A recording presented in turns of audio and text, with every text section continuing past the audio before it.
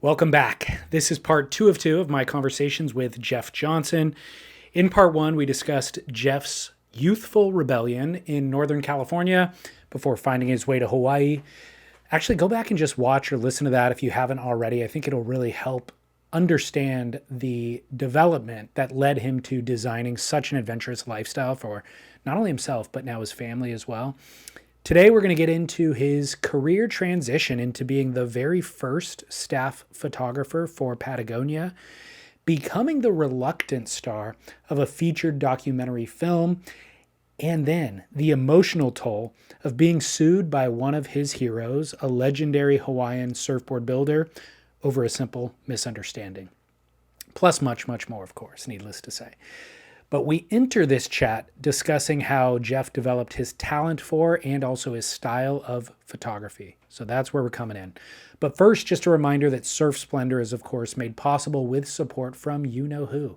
The Surfrider Foundation at surfrider.org, Real Water Sports, your retailer for any and all water sport needs. And then, of course, Veyer watches. I've got one right here. Where I can save you 15% on an American-assembled, waterproof guaranteed timepiece for any adventure that you're going to go on. VeyerWatches.com/surfsplendor. There it is right there.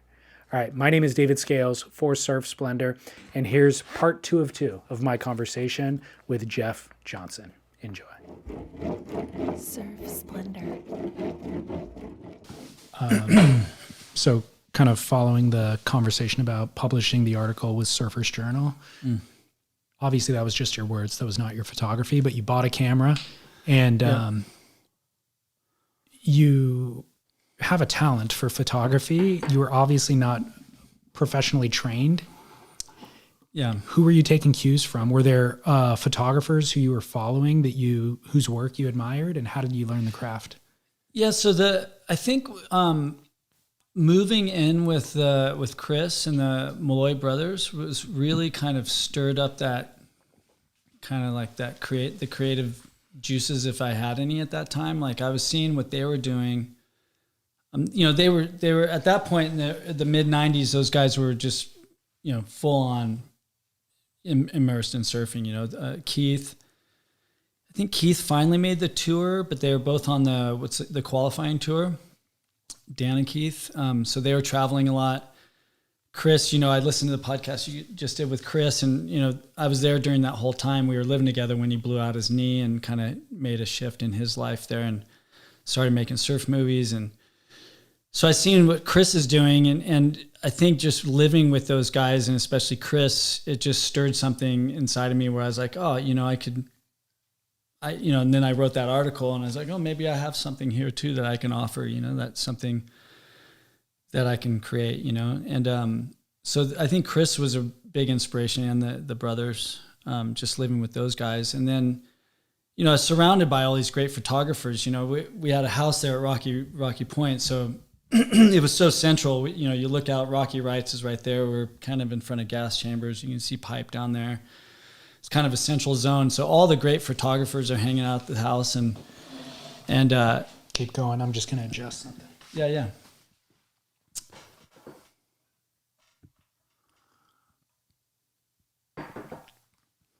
All good. And I think the stuff that inspired me as a photographer, of course, surf. You're just looking at magazines all the time, and but I was really, as far as my own photography, I was really into looking at National Geographics, and maybe not reading them all, but I'd always thumb through National Geographics. I'd go down to Patagonia had a store in Haleiwa back then. They still do, but it was like kind of a newish kind of store. So I'd go down there and get their catalogs, and I love the photography in those catalogs. And so I was more into kind of like more of this photojournalistic thing, and I realize now what I really liked, now looking back, but I liked when I saw it, I didn't know what it was, but like street photography, which is these unplanned moments of people in the streets or people just doing day-to-day things. And I really like that. And so when I got that article published, I got a camera thinking this is just another side of that storytelling. I can take photos. And when I travel so much, I just let's take, I just want to start taking photos. And so Mike Balzer was a really good help. He just answered a lot of questions, all the guys were so helpful of just offering me advice on what to do. And it basically came down to, back then it was good lenses and good film, because films are like your sensor is now, like cameras are you're just buying a sensor. So they just said the cameras they all do the same thing. They just open and close the shutter. You just need really good lenses, a really good film. So I got a pretty good camera and I got a really good lens and I just got professional film, and then just kind of got advice from those guys how to do it, And back then, with film, it was kind of like this weird magic. It was a little more difficult than it is now. And so I started taking pictures, and what I was more interested in is stuff that was happening kind of around surfing or around just our lives there, not necessarily surfing, because I was looking at all these great photos and I was around all these great photographers, and I was like, what am I going to add to this? These guys are the best, Don King and Bielman and, the list goes on. And so I wasn't really interested in taking surf photos, and also I like to surf. And that's the hardest thing about being a surf photographer is you're not surfing, So I was kind of more into like lifestyle and kind of different things. And we were really getting into canoes in the summer. The Johnsons, Pete, Jack, and Trent, and a group of us got we always had canoes out there, but we all went in on a 6-man canoe and built it into like a sailing rig, and in the Johnsons' backyard there at Pipe, and that's when Jeff was still alive, Jeff Johnson Sr., obviously not me, but Jeff Johnson Sr. So their dad was just this epic character, and he helped us build this thing into a sailing rig, and it was kind of like building a car in your living room. It's like, how do we get it off because we built it right in their yard, and then we're like, this thing is huge. It was really kind of hilarious how we're going to move that. But that was my first photo published in Surfers Journal. I took a photo of that in the yard. And when they did an article on Jeff Johnson Sr., they used that photo, and that was like my first photo, Wow. And so we started doing these trips in that canoe where we circumnavigated the island. Wow. And they're so fun, and not everybody would do the whole trip. Maybe we would take off and go to Mokulele, spend the night. Some guys would jump out, a couple guys would jump in, then we'd go to the west side, work our way down the west side all the way into Honolulu, and they were just epic because you're at one moment you're just hanging with fishermen on the west side sleeping, and then we had a night at Duke's where we pulled in there like at 10 at night, raging, and just like raged there all night and got a hotel room, and then so you're seeing all these sides of the island. So on those trips, I was documenting them. I was kind of pretending I was on assignment. So I was writing in my journal. I brought a journal along. I brought my camera with a little dry box, and I was taking pictures, and I was kind of documenting them like I was on like a fantasy National Geographic tour or something.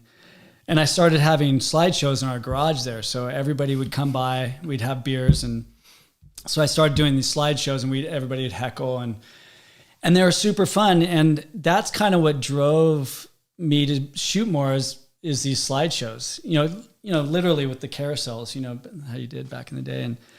And those were so fun to me just because just getting everybody together and just being able to tell our stories, of sailing around and stuff. And that's kind of what really got me into doing more of that. It was that. And then the hopes of maybe your photos turning up in a magazine here and there, so I was starting to get published a little bit. And then my writing, I was doing, since that first article, I was really getting into writing stories, and Chris and I collaborated on a couple. We did a trip to Australia that we did this whole thing. So Chris and I co-wrote a few articles for Surfers Journal during that time. So there's a stretch of like 3 to 5 years where I was doing a lot, like doing, I think like I said before, I think I've done like 6 or 7 or 8 feature articles, and that was kind of the thing. I was like, this is the coolest thing ever, you know? And again, the money wasn't, when you're thinking about surf photography, especially back then, how do you make a living at that? If you get a cover, that's maybe $1,200, but who gets the cover? And there's like, how many covers are there to get? Well, people, you know? It's worth stating too how expensive it was to develop and process film back then. So you're going to spend so much money to get the cover. Yeah, that's a good point. And that's what a lot of people don't realize about photography. And to tell you the truth, a lot of photographers back in the day, a lot of them, and I'm not saying this in a negative way, you'd find out a lot of photographers were trust funders. Like they had money.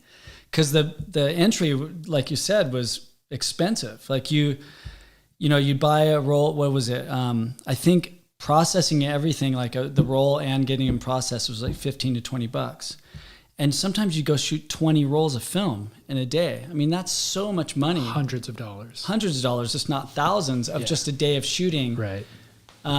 It's hard for people to really understand because now you can just go shoot 3,000 photos and just whatever. Exactly. But you're spending money and you're trying to learn. So you're shooting, and sometimes you're just like experimenting and like, I'm going to try this exposure, and you might blow like 7 rolls.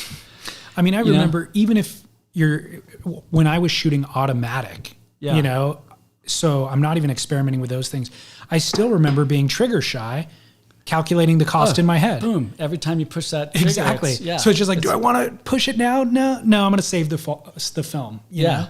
Yeah. So you miss a ton of opportunities. Yeah. And growth. You miss a lot. And there's good and bad things about it. You miss a lot, but then you're also very decisive about what you do too. So there's this intention to some of the photos that maybe lacks today. But getting into photography was a hard thing. Money-wise, and when you're not making that much money, and then you're not getting paid that much money.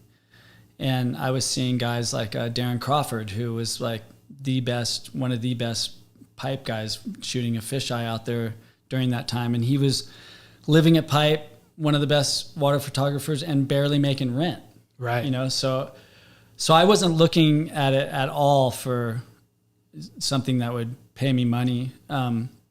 But those guys I started selling some photos to Patagonia, and they're like, wait, what? They paid you on time, and they paid you how much? Because the surf industry was just so horrible, and those guys are barely making money. And so, I started kind of this relationship with Patagonia, and that was, it was a totally different scene outside of the surf world, It was just... Well, had they dabbled in surfing yet? And what was your introduction to them? So Patagonia had been, they'd been running ads in the Surfers Journal from day one. I think Surfers Journal started in 91 or something like that, maybe 92. And I'd been following them since then. I was always intrigued by Patagonia. Yvon Chouinard, for one, was just one of my biggest heroes. And and Chris would go too. We'd go down to that store in Hawaii, we're not really buying much because we don't really need fleeces and stuff, but we would go out and nerd out, all the photos they had in there, and just the catalogs. We'd always go home with the catalogs and just study those things. So always real fans. I got to think of how that whole thing got started, because it's kind of again, long-winded. That's all right. Story, just like all my stories. It works for the podcast. So I remember getting involved with them. This girl came over that was working with them at the time, Amy Kumler, and I met her through Chris and the brothers. And she came over and she goes, "Look, I'm doing some stuff for Patagonia, and I need somebody to show me around. And I just got my camera. I just started shooting." And she goes, "And you can take pictures of me, and I'll turn your stuff in too. But I don't know where to go, whatever." So we hung out for about a week and traveled around taking photos.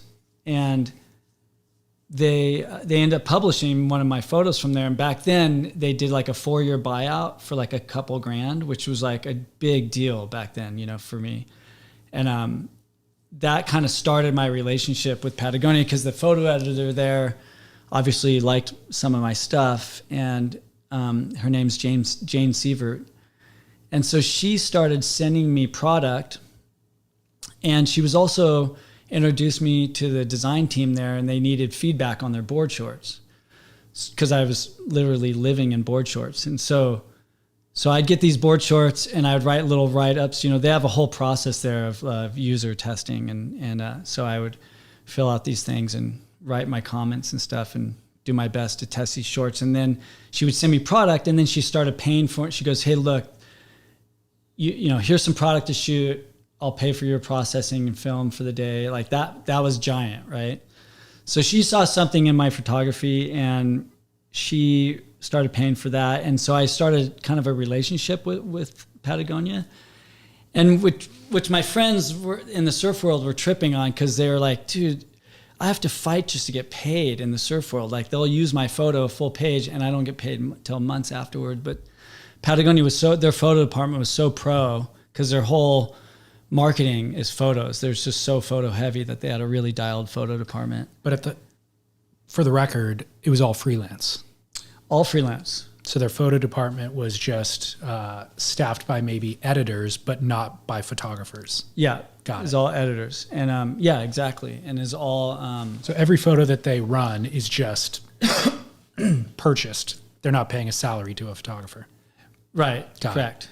No salaries. It's all on spec, right? Basically. And so there's no guarantees. And that's putting a lot of trust in me on a new photographer. I'm just starting out, but she's sending me product, paying for my processing, film and processing. And you know, and then I was getting like a couple Surfers Journal ads. You know, I was shooting like paddleboarding, kind of more of their like waterman kind of stuff. And so I kind of had like a little relationship with them. And it kind of worked with, you know, Patagonia and Surfers Journal. I think they were seeing some of my writing in there. So I did some of those. They used to do these notes from the field where there were these little things. So I did a couple notes from the field. But then I mean, I can go into the whole thing. Sure. Go ahead. So this is another string of events I got to get right. But it was an interesting time that like around 99, 2000, when I started... You know, I got my first article published, starting to take photos, and Chris was making a huge dent in the surf world with his films at that time. You know, he made Shelter and, the first one, Thicker Than Water. Then he made Shelter, and he was, you know, along with Thomas Campbell and Kidman, was kind of changing the surf industry on how films were made. And so Chris around that time was neck deep in all his stuff. And Keith moved into a house near the Chouinards in Ventura. And he became kind of friendly with Yvon. And so they were kind of becoming friends a little bit. Him and Dan, I think, did a climb with Yvon back in the day. You know, they're neighbors kind of hanging out. And this, I get this call out of the blue. I get this call, and so is this Jeff Johnson? Yeah. And he goes, Yvon Chouinard. And I was like, oh my God. Chris Malloy, like full. It didn't sound like Chris, but I'm all, Chris is like fucking with me right now. Like he's got somebody acting like Yvon Chouinard, and like, I'm like, oh, hey, Yvon, how are you? You know, like, who the fuck is this, you know? And he's like, well, yeah, I'm doing a surf trip coming up, and I was just wondering if you want to maybe come with us and take some photos and write a story. And I was like, holy shit, this is Yvon Chouinard calling me, you know? And, I mean, weird, you know, your biggest hero, one of your biggest heroes gives you a call, you know? And so he wanted to do a trip down to the Tuamotus. He's doing with a bunch of his friends and stuff. And he just said, yeah, you want to come along and take some photos? And sure, you know, I made sure I had the time to do that. And so Chris had told me about this pearl farm that he brought his wife, Carla, on when they got married. Their honeymoon, they went to Tahiti, but they also went and worked on this pearl farm, which probably wasn't the coolest thing for Carla. But it's one of these things, I think they call it wolfing. Organic farms you work for your room and board, basically. And so I called Yvon and I said, hey, you want to go down to this pearl farm and live on the pearl farm before we do the surf trip? Just go hang out there. And he's like, yeah, I'm game. And so he and I headed off on this totally separate adventure down there. And it was so classic. He just shows up just with his duffel bag, with his dive gear and just like some beat up jeans and a t-shirt. And we flew down there and we basically lived on, it's called Komoka Pearl Farm, and it's we just went there with the Rourke crew just recently. I hadn't been there in almost 20 years to the day. I actually saw that on their blog. Yeah, it's so this is 2003, and Yvon and I go down there, and we just really get to know each other on this trip. We're living in a plywood shack, just a really simple plywood shack, and we're literally going to work every day on this pearl farm, and it's hard work. You go out there and you're diving for pearls. You're going down, it's not super deep, but maybe 20, 25 feet deep, and you're grabbing strings of pearls and bringing it up to the divers on the boats, and it's hard work. And Yvon was probably he had to be in his mid-60s at that point, and he was tough as nails and loved it, and so we kind of hit it off, and that, it's one of those things where, you don't always want to meet your heroes, it's more often than not, it's a letdown, and he was cooler than I thought he was going to be. He was everything that I would imagine and more, he was really understated. You had to dig stories out of him, and he's got the craziest stories, but he just doesn't offer them up. You got to kind of dig at him. And so anyways, we did that, and so we really got comfortable with each other. It was like, okay, that was a cool thing that we did. Now we're going to go on a surf trip, and we went on a trip to the northern Tuamotus on a boat, and a bunch of his friends. It was mostly older guys. Then he brought his son Fletcher with him, and me and Fletcher were probably the youngest guys there. It's kind of more of an older crew, and on that trip, Fletcher tells me, and I think Yvon was sitting there too. He goes, "Hey, we're gonna launch Patagonia Surf again." And I was all ears, because I've been such a fan, but I've seen it. I've been watching it for the beginning since they started putting ads in the Surfers Journal since the early '90s. And they'd done the surf thing. They tried like 3 or 4 times and failed. And Fletcher was telling me what they're gonna do, and I was like, "Holy shit, they're just gonna fail again! Like they're doing the same exact thing that they did through those other ones, and it didn't work." And just my opinion was like, this isn't going to work, How was it wrong? They've tried it before with, Sean Thompson was there, incredible, right? He finally just gave up, and he tried his best, and it didn't stick. Sam George was there. I'm spacing on there. There's 1 or 2 other guys that came in there. Bob. Anyways, so I've been watching this. Because I was such a fan of Patagonia and what they're doing, such a fan of Surfers Journal. I just see their ads, and I'd see every ad. And to me, their ads didn't seem like they're really Patagonia. They were trying to do kind of something different, And so, in my opinion, basically he said, "We're going to hire Tom Curran." And I was thinking, well, fuck, Tom Curran's, we all know, is one of the greatest surfers that's ever lived, but he's not going to run your whole surf thing, right? You know? And so to me, it just sounded like another Sean Thompson in there. Great person, great guy, but you need a whole crew. It takes more of a push than just putting a guy at a desk at Patagonia, as far as in my opinion. But so anyways, I listened to that and I just kind of tucked it away, but I was really intrigued by that. Like, wow, they're really going to go for it again. And man, I just don't know. So Yvon at the time saw a photo on a shirt, and he goes, "Is that your photo?" And Banana Republic ran a photo of one of my photos or whatever. And he goes, "Oh, that's so cool." He said, "Why don't you come and do that at Patagonia? Why don't you come do some of your photos?" So Yvon, made plans for me to come out there and visit Patagonia. So I flew out there, got in my little van that I keep up in San Francisco, drove down there, and I parked it at Keith's house, which is right across the street from Yvon's house. And I hooked up with Yvon, and he made the connections for me to go in there and go talk to the t-shirt guy. So I go in with Yvon, they give me a little badge, and we go up to the t-shirt guy, and I'm tripping out. I'm going, "What? This is so weird," right? And but I'm at the Patagonia headquarters. How cool is that? I'm walking around in there. And we sit down with the t-shirt guy, and I can tell, Yvon talks to him for a while and then walks away. And I can tell right away, I'm like, okay, I see what goes on here. Yvon brings one of his friends in. The guy's like, "What the hell do we do with this guy?" And I kind of look at him. He looks at me, and I'm like, I get it. Because he's like, "Fuck, I don't know what to do." The owner of the business is like, so it was kind of awkward. And But here I have this pass, and I'm at the headquarters, and I just walked around and just kind of hung out. And I basically slept in my van in front of Keith's house for like a week. And I would have coffee or tea with Yvon every morning. They live right on the beach there. And I'd go in there and we'd just have our mornings, just shooting the shit, whatever, just reading magazines and talking about stuff. He just became a good friend, And but in the middle of the day, I would go down there with and I'd just cruise around Patagonia and just talk to people, because I knew they were gonna launch this thing, and I was just interested in what was going on there because I'm such a fan, and now I'm like got a pass. I'm meeting these people, and I don't know what they thought of me or who is this guy, but I got to know who was going to be involved in this thing and who was what, who was who.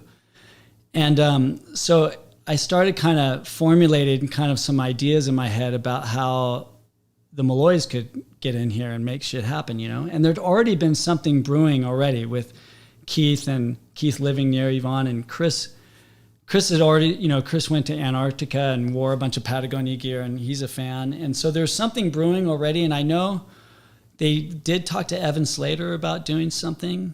And so there was something kind of brewing, but it wasn't really going anywhere. So I started kind of putting I had like plan A and plan B, how I thought the Malloys in Patagonia could work. And Chris at this point was right downtown, and Chris was just real deep in his filmmaking. He had a brush, what was it called? It was a Woodshed Film. Oh, yeah. Woodshed Films at that point, and it was just this little house downtown. And at that time, he was making Broke Down Melody, I think. And he had a little office there, and Carla was working there and stuff. And I went over there one day to talk to Chris, and I told him, hey, I've been like snooping around Patagonia and hanging out there for like a week. And I just told him what's going on. Like, they're going to launch this thing, and I don't think it's going to work, and blah, blah, blah. And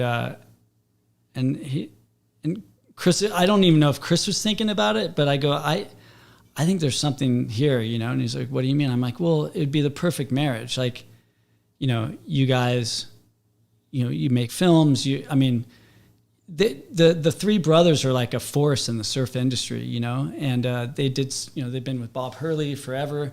And I knew they were kind of, I think Hurley just sold to Nike at that point. And I think the Malloys were getting a little burnout on the surf industry, and I knew they were kind of looking for something different, and Chris is doing his films, and Keith and Dan had just made the tour. I think Keith just got on the actual tour, but then quit or got injured or something, but they're traveling and stuff. But so I go, I think this could be something cool, like, what do you think? And Chris is like, wow, you could just see his face light up with all these ideas. And I go, can I push forward on this and kind of mention it and like talk on your behalf? And Chris doesn't really like people. He's the ringleader of the brothers. He doesn't like people talking on his behalf, but it was cool. He was just like, yeah, I would be into that. That could be cool. And I go, okay, I'll just see how, I don't know, maybe I'll mention it to somebody. So it's like the next day or the day after, I'm sitting there having my morning with Yvon, and there's this guy there. And I was kind of mentioning things to Yvon a little bit, like kind of my opinions about some things. Nothing important. Like, he's just like, oh, what do you think about this and that or whatever? And I was just kind of voicing my opinions. And so Yvon goes, hey, Jeff, why don't you tell this guy some of your things you've been telling me, and I just fully unleashed on this guy. And I go, I started with the t-shirts. I go, you guys have like 3 t-shirts, and like some brands, that's their whole thing. Like, it's marketing, it's sales, it's everything. And you guys have like 4 of them, and they fit like linebacker shirts. So like they're short sleeves, but they go down, they don't even fit well. And it's just like, you have a couple, and I go, you guys have the best brand story ever, and you just have a catalog. Like, you guys should be doing books and films, and you have the best athletes, and you never really hear about them. You just have maybe a mention in the catalog. You have the best climbers in the world. You have the best brand story in the world, and you don't really see it anywhere. And then I go, and the surf thing, you're just gonna. I have nothing to lose, right? Of course. And I just go, I don't think it's gonna work. I heard you guys are gonna launch the new surf thing, and it's just, you guys have failed 3 or 4 times, and it's not going to work. And And he's just like, well, how is it going to work? And I go, well, you guys need a crew. You guys need a like-minded crew of force that can make this thing happen. You can't just hire one guy and think it's going to happen, you know? And he's like, well, who do you think could do that? You know? And I was like, there's these guys, the Malloy brothers, the local boys that live here that I think they're kind of burnt on what they're doing. And they make films, you know. I think it'd be the perfect marriage, you know. And I don't even know what I said about that, but I just kind of unloaded that. And he's like, well, what's your deal? You know, who are you? Right. You know? And I'm like, I'm a flight attendant, lifeguard, you know? And you could tell he's kind of tripping on me. Like, and I think Yvon chimes in. He's like, oh, he's taking some pictures. Because at that point I had taken, you know, some of my photographies in their catalogs and stuff. And so I didn't know that this guy was the CEO. I mean, he was just in like a t-shirt and flip-flops, you know? And I thought, I didn't know but Yvon said, hey, tell him your opinions. And I just went off like, fuck it, you know, I don't care. And so I think that made kind of a little like stir, you know. I think he after all this, he went back to the office like, who are the Malloy brothers and who's this guy walking around our offices? And right. Yeah, I think he was kind of like, what is going on here? Because the surf thing's a new initiative that he was a new CEO, kind of new. Got it.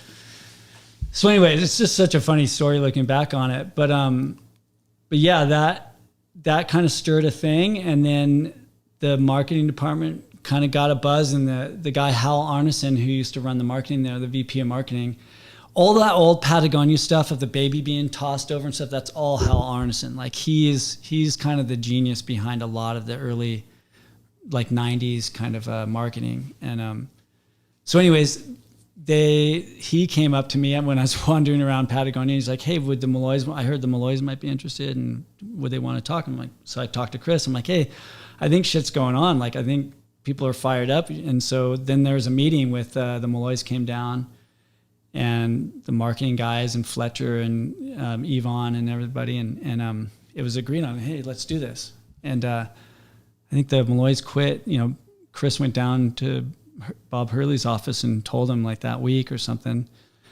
And they quit. And it was like a big kind of buzz in the surf industry at the time, because, you know, why would the Malloys leave this gravy train? You know, they've been with Bob since they were like 15. Why would they leave the gravy train with this like obscure like rock climbing brand in Ventura or whatever? So it's kind of a buzz. And so yeah, they quit Hurley, and then they signed on, and I got on a plane and went home. And to this day I look back and it's such a funny time. Like, I don't even know why I was motivated to do that. I was just like, this is such a cool brand. I know what Chris and the Malloys do. Like, this would be, why not? Like, this would be the perfect thing. And I'm such a fanboy of Patagonia. I want to wear some Patagonia shit that I like. Like, I want them to kind of come out of the gates with something new and do something cool. And so anyways, I just got on a plane, but then as I got home, I was like, well, that'd be fun to be involved in that, you know? And I did a flight back from Japan for my flight attendant gig. And I remember I called Chris and I was just like, dude, I want to be involved. And he's like, well, dude, I just got there. I don't know what to do. You know, like, he's like, why don't you come over? And I go, I want that to be the last flight I ever do as a flight attendant. And it was. So I got on a flight and flew over, and I think I literally wrote the CEO like a handwritten letter. Might have typed it, but I don't know. I wrote him a letter, and I just said, you know, it's like almost it's going to be like a small company, and you need people that wear a lot of hats. And here's what I can do, and my photography alone will justify my salary. You know, that alone. But then you're going to need a lot of help doing a lot of different things, and the Malloys need somebody they trust and all that stuff. And he and I went for a walk, and then he hired me. Wow. Yeah, it's so weird, right? Crazy. And but you were living in Hawaii. I was living in Hawaii. So you had to relocate? Yeah, I quit my job, my flight attendant gig, and then moved over. And and I got to give Patagonia kudos for that. Like, I mean, that's such out of the box thinking for a company, for a bunch of guys like us to just roll in, and that's why it's cool that it's a privately owned company. The Chouinards can do what they want. And Yvon's like, yeah, let's do this. So it was super exciting for us because, the Malloys at that point had been peddling, product for companies that they're definitely aligned with, but they had nothing to do with the product, and suddenly we had a hand in everything, in the t-shirts, in the actual fit of the t-shirts, and the designs. Chris hired Jeff McFedrich to come in and do a bunch of stuff. And like, we had a hand in everything. Like Dan and I were really focused on board shorts. And at the sales meeting, Dan and I would be in board shorts on stage talking. We were so passionate about, and especially Dan, who's like been selling products since he's 15, but he's never had a hand in it. And now we get to work on the product and the marketing. And we were really 100% behind this thing. And for those guys doing that their whole life and finally having this, it was super exciting time for all of us, It was fun. What did the job have a title? My job? No. And it's funny because I remember there's a guy, Andy Marker, who was running pro sales or something at the time. He pulled me aside and he's like, hey, you don't have a job title, And because I was shooting photos, tons, and mostly cruising around with the Malloys. We were doing like projects and stuff. So I was shooting some of the other Patagonia specific stuff. But I was also doing, Chris had a desk there for a while. We were all doing so much. Like, we'd be working with the merchandisers one day. We'd be organizing a body surf event, taking photo. It was like, we're talking to designers about, buttons on shirts and stuff. Like, we were all doing so much. It was like, so he's like, you don't have a title. And I was like, I don't care what you call me. And he's like, that's going to bite you in the ass. I'm like, why? And he's like, well, people need to know what you do. And I'm like, I don't care what they know. Like, I didn't really. He's thinking in a career, you're going to jump from here to there, and another company's going to want to know what your title was while you were here. Yeah. And you were just thinking, I'm here. I'm here doing this, and I don't even know, what are you going to call it? Like, I don't know. Creative director. Well, Chris was probably the creative director if you're going to label somebody, but who knows? We're all doing so many different things. Yeah, it's I get it. But the interesting thing is that kind of blew me away is years later, I think 2009 or something, they put out a book called Unexpected, and it was 30 years of on-spec Patagonia catalog photography. Beautiful book. And the creative director, or this guy Vincent Stanley, total legend. I think he was creative director at the time. He came up to me and he goes, "Hey," and I'd been there for 5 years at this point, or 4 years or whatever. And he goes, "Hey, could you write a story in the new book that we're doing about being Patagonia's first staff photographer?" And I was like, "What? Like, I was the first?" And he goes, "Yeah." And I go, I thought there had been many. I just thought I came in at a time when there wasn't, and there'd been many before me. And he's like, "No, you're the first staff photographer." And I was like, "Holy shit!" Like, he's like, "You created that position when you got hired." Amazing. So I guess that was kind of my title eventually, and it's still a little like the girl Amy Kumler that shot with me that one time that kind of introduced me to the photo editor. I thought she was a staff photographer. But I don't know, it's a little blurry, but yeah. Anyways, so I guess my eventual title was staff photographer, Yeah. So for the listeners' edification, like, you guys launched a lot of that surf stuff with a book, right? So we all got hired 2003, 2004, and then we started working on the line that we launched, the clothing, wetsuits and stuff. We were launching that in 2006. So Keith and I did a road trip we went all the way. Keith got a truck that runs on vegetable oil and diesel. And so we did a trip in the biodiesel truck all the way up to, we went to Oregon and then down to the tip of Baja and back. It was like 40 something days of travel. And that was kind of like the story that we were going to launch the whole line with. And we ended up, that became a book. It became Patagonia's first branded book, but it was like co-branded with this other person, but it said Patagonia Books on it. So it was kind of like, I remember talking to the creative director at the time and marketing, it was like an experiment. Can we do books? And so we did that one.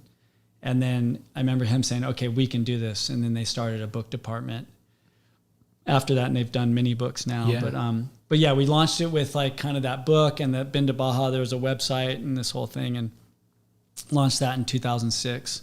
And it was kind of it took a lot of work, and it was nerve-wracking too, because I guess at that time no brand had ever broken into the surf industry that wasn't endemic in surfing. Right. Like K2 tried it around that. I think Fox, like all Yep. these things. And that's kind of what we came to Patagonia with. We're like, hey, this hasn't been done. Like, brands haven't broken in. You guys aren't a surf brand, even though you've been making board shorts forever, since like the early 90s, but like you never really busted into the surf industry. This is like, and it was a lot of work getting Patagonia internally to shift, because when you walk up to a desk, this kind of blew our mind, but it's true. I'm working with a pattern maker, and she's like, oh, Yvon's friends, we've done this 4 times and it's failed. And rightfully so. Like, sure. There's people in there just going, we've done this, and they don't want to do it again. And we knew that. And so we had to tread lightly and really massage our way in there. Like, hey, we're here. We really want to do this. And it took a while to kind of, for everybody to get on board. So a lot of our work was like pushing it internally to make people understand like what we want to do. And we had so much respect for the brand and the people there. And Patagonia doesn't change. Like, the reason why they're such a good brand is because they don't just jump into things like right. Another bright and shiny thing. They don't just gear towards that right away. Like, so it took a big shift just to get the whole kind of machine moving in that direction. And that was, I think Sam George called Chris and he's like, hey man, good luck. It's like this, be careful, the chinchilla curtain will shut you down. That's what he called it, That's funny. And because it's an internal thing, it's like, it's hard to get everybody, if they've tried that 4 times, like they're going to do it again, But interestingly, in hindsight, like you stated, it was a catalog. They were this company who was making these really great products with all of these stories that would happen because of those products and those athletes, but it was all just one catalog. Yeah. It wasn't a large enough medium to actually showcase all that they were doing. And so even the product, like, you'd think that all the product was in their catalog, but that wasn't it. Right. They can't fit it all in there. So You're not even seeing all their product that they make. So through this new surf venture, you guys open up the door to books. You guys open up the door to films. And now Patagonia is kind of a content company in a lot of ways, generating all of these things that are a phenomenal commercial for the products that they're also making. Totally. And telling the stories, of course, that go along with those athletes using those products. Yeah, yeah. So 180 degrees south, or as you call it, 180 south? It's funny that I call it that, because that's not what you're supposed to call it, I guess. It's 180 degrees south. Right. Yeah, yeah. What was the story of that? How did that come to be? So you got time? Sure. It's worth taking. Worth taking. Chris is better than Chris brushed over some of this in his. He's better at staying on point and stuff. I tend to wander, but it's worth doing a deep dive into. Yeah. So the way that was like from like talking about it to it actually happened was like 10 years. It was like a long time, but so. Again, that girl, Amy Kumler, the Malloys and I are sharing a house in Hawaii. It's like 2000 or 99 or something like that. I'm over here in Ventura visiting Chris and his parents. And Amy Kumler, that girl that we know, she comes up to me and she hands me this VHS cassette, those big things. And she's like, hey, I think you got to watch this. And she goes, it's been in the Patagonia vault for like 30 years. You're not supposed to watch it outside the company, but I snuck it out of there because I think you guys would really appreciate that. Chris and I, what the hell? And we look at it and it says Mountain of Storms on it. We're like, what is this? So we go to his parents' house, plug it in the VCR, and it's this film Mountain of Storms. And it's when Yvon and Doug Tompkins drove a van from Ventura all the way to climb Mount Fitzroy in Patagonia in 1968. Crazy. Yeah, crazy, right? Crazy. And Chris and I, I'm getting chicken skin thinking about it right now. Chris and I are looking at this and we're just going, whoa. And it's all filmed in 16. I mean, doing it is crazy, but the fact that they had the foresight to make a film out of it. Yeah. So they thought, now we've learned all this later, but Doug Tompkins thought this was going to be their Endless Summer. Okay. And they're like, we're going to make a killing. Like Endless Summer had come out, and they wanted to make the climbing version of Endless Summer. Yeah. And Doug, being the good business guy, he started North Face and stuff. He was like, we learned in retrospect, he's like, this is our Endless Summer. We're going to make a shitload. And they made this film. Lito Tejada Flores had never shot 16 millimeter. They gave him a Bolex, and they just take off on this trip, and they film the whole thing.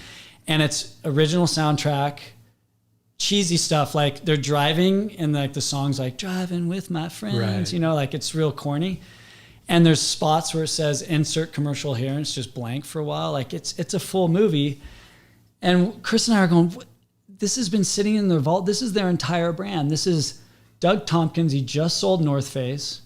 Yvon hasn't started Patagonia. This is the reason he started Patagonia, because he went on this trip and came home and said, I got to make clothes that withstand a Patagonia winter. And he called it Patagonia. And then Doug went on to say, to buy huge swaths of land, 10, 15 years later and develop all the parks. We're like, this is like this is the beginnings to all that. We couldn't understand, why is this sitting in a vault, Yeah. So Chris and I were spinning over it. We gave the video cassette back to Amy, and we're tripping on this. And so Chris had already made a few films and been doing really well with that. And I had just gotten into climbing, and I was starting to look at all these climbing films and just seeing what's cool out there. Cause I was like, Chris, you should make a climbing film. That'd be epic. And we had already kind of talked about that, cause I was trying to find all these old climbing films and see what's cool and what's not. And Chris isn't a real climber, but he's an enthusiast, and we've always really loved that world. And we were like, we saw this, and we're like, we got to make a climbing and surfing film, because that's what they did. They surf their way down and then they climb. And so we started talking about this, and this is in like 2000. And we started talking about making our own film, whether it's in the spirit of them or maybe even documenting them. We don't know, but we talked about it. And we did a dry run in Australia in 2001 or 2, where we went over there and we did the surfing climbing trip. Scott Sones was with us. He shot it all in 16. It's still in the can. We've never seen all this footage. Wow. We shot all this footage in Mount Arapiles and down in the South Coast. And it didn't turn into anything. We came back, we're like, oh, that was a fun trip. But we ended up doing a Surfers Journal article. First time Surfers Journal's ever put climbing in. It was kind of odd. They had some climbing shots in there. And so it just turned into a fun little article. But Chris and I always talked about that film. Like we just have beers and we just kind of make up stories or what we could do. And we're always looking for areas we can go that you can climb and surf and stuff.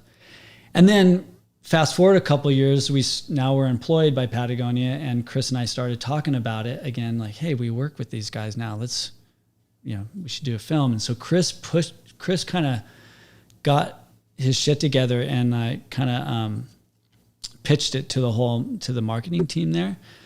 And they were like, yeah, let's do this. So they started down this road of making a film at Patagonia and be like, the first real, we were seeing it as like the first real film that Patagonia is doing. And I mean, we're talking about their history, And so Chris he got a crew together, and it was going to be, oh yeah, sorry. It's funny how it all went, but climbing and surfing, we wanted to either drive down in a van, kind of like they did, or do something similar. And where I was going to fit in, I wasn't quite sure. Like, they were going to have like Dean Potter. I don't know if you know climbing too much, but Dean Potter and his wife at the time, Steph Davis, because they were a Patagonia couple. They were going to be like the climbers. Keith would be like the surfers. And then they needed a partner for Keith. But I was probably going to be the person that goes in between. Like, I could climb, and then I can surf, and I can write, and I can take photos. I'll kind of be bouncing around. Maybe that would be my position in the project. But they needed somebody on the surf side. And Chris was getting all this pressure to put a girl in there and all this stuff, a woman in there. And Chris was struggling because now he had this project and there's a lot of cooks in the kitchen, and he wanted to treat this right because we have so much respect for Doug Tompkins and Yvon Chouinard and the history of Patagonia that Chris really wanted to do it right. And I can tell it was kind of getting out of his hands a little bit, and not the way he normally makes surf films. He makes surf films with his friends that he knows and he's intimate with, and that's how he's always done it. And now people are sending him reels, and he's getting all these pressure, like people are giving him videos. You got to hire, why don't you get this person? And I could tell he was struggling. And then one day he came over to my house, and I said, how's it going with all that? And he's like, oh, it's kind of frustrating and blah, blah, blah. And I go, well, you'll figure it out, And he goes, well, I think I did figure it out. And I go, what are you talking about? And he goes, well, I think I found the person that we're going to bring on this. He's like, I can't do this whole, I'm interviewing people I don't even know for this film, And I go, yeah. And he goes, I think you're the guy. You're the guy. And I was, threw me for a loop for sure. But he's like, look, he goes, this has been your story as much as it is my story, as much as it is anybody's story. Like, this is your dream. Yvon, you're friends with Yvon, and you saw the film with me. This is your dream as much as it is anywhere. That's the story. He's like, if I'm going to tell a story there, that's the story. Yeah. And I was like, I mean, it's the actual story. Yeah. He's like, this is the actual story. And I was, I was a deer in headlights, Yeah. Cause fuck, I've never been in front of the camera like that. And he goes, I don't really want to do it to you. Cause he goes, things will probably be different for you. You like your private, you're good as you are. You don't really need, but you'll be on the map more. You'll be in people's spheres, and he's like, I've seen it happen with I've stressed my brother's relationships. I've stressed my friends' relationships doing this. So he's like, I kind of don't want to do it to you, but just so you know that this is the story that I want to tell, And I was like, oh my God, what am I going to do? And he goes, think about it, and I didn't say yes. I thought about it because I didn't know if I, really wanted to do that, be in front of the camera. And it's funny because Chris was like, and he goes, I don't really want like a polished person. I don't want somebody that's like, hi, I'm Jeff Johnson. And and I'm like, well, I think Chris got that, he got what he wanted. I wasn't a polished character, but yeah, so it shifted suddenly, and all of a sudden that's how I got involved on that side of the project, because it wasn't supposed to be that in the beginning. It was going to be a entirely different scene, and then all of a sudden it shifted. So much of that film was seen by people who weren't into surfing and weren't into climbing. And like so many of Chris's films before that, you really had to be into surfing to care about it, to even know how to find it. Yeah. And I think I found that film in Blockbuster. What? I think Seriously? I might have rented it. That's so funny. And wow. later I wanted to rewatch it, and actually maybe I rented it on Netflix when they were still sending DVDs to your house. Oh yeah. That's what it was. Okay. All I know is I rented it. I never purchased it because I'd been purchasing DVDs prior, surf film DVDs. Yeah. And I was kind of at the end of doing that, and I watched it because I knew who the Malloys were. Yeah. And so I watched it and I loved it, but it had so much broader appeal. It was like a documentary that was just about something that you didn't have to be into, but you could appreciate what it was because it was a really you're not watching it to film. See some really good surf. I mean, you'd see Keith surfing, you see some good surfing. Yeah. But it wasn't a surf film at all. Like, and I didn't know anything about climbing, but I could respect and appreciate the climbing aspects of it as well, Yeah. And so how did that change your life? Being in front of the camera and actually being exposed to people on Netflix, essentially, or viewers who are using Netflix. Did it change your life in any way? Was there a noticeable difference? Yeah, like, I mean, it, in a good way. Like, it's not like the type of movie where I got a lot of fame from at all. It's just a small, I love the way that movie turned out. Like, Patagonia at the time didn't have a big PR department. So it wasn't like the marketing for that film was really small, and it it did well for what it was, you know. Right. And Chris got all this pressure as he was making it, and you know, we were down in this little room down in Venice. Like, I mean, I did VOs for like 9 months. You know? Like, I mean, and he was getting all this pressure to get into these film festivals, and he's like, I just want to make the film, and like you can do, like with all the cooks in the kitchen, he's like, just let me make my film, and you can do whatever you want. But I'm not. So he was being forced to make rough cuts for all these like film festivals. He's like, it's not even done yet. So we were being tasked with these fire drills to make like a rough cut. So we'd be making this film, and then all of a sudden we'd spend like a week doing VOs and stuff, making a rough cut, and it was really delaying the whole process because we had 200 hours of footage to make an hour and a half film. And we knew the story, but there's so many stories there. Like, how do you pick a line? You know, I mean, there's entire adventures where Keith and I got lost on this river in Patagonia, and like all this stuff that didn't even make it into the film. So Chris was really trying to navigate that, and then he'd get these fire drills for these film festivals. And Chris, I keep hearing him saying, he was like, I just need to make these films. I just need to make this film, and if it has legs, it'll shine, and that's how I do it. And so I like how that film ended, and I like how it turned out, where it made a splash, and then it kind of became this like it's almost like this underground kind of thing. Like, it's not like a big blockbuster thing. It's just, it is what it is. It's like this cool film. I love the history of it, and I think what it represents is great. And as far as what it did for me, it's not like I became famous or anything. I became known in certain worlds, and I've had I have some funny things, like where people have come up to me, like in New York a couple of times, you're that guy, and you know, which is just hilarious. And the funniest ones, for some reason, Whole Foods on the way back from LAX, in line at Whole Foods, I've had it dozens of times. I don't know, it's that type of customer that goes to Whole Foods. It's exactly. One time I was in line. One time I was just paying for my stuff, and this guy's like, "That voice, I know that voice." And I'm like, "Oh, here it goes." And he's like, "You're the Winnie South guy," you know. So it's not. It's just a little bit of recognition, and it's enough, and it's not too much. And I think it's done well for, like, you know, my photography and stuff, where my name is out there and stuff. So it's been cool. It's been a benefit, and we're really proud of that whole.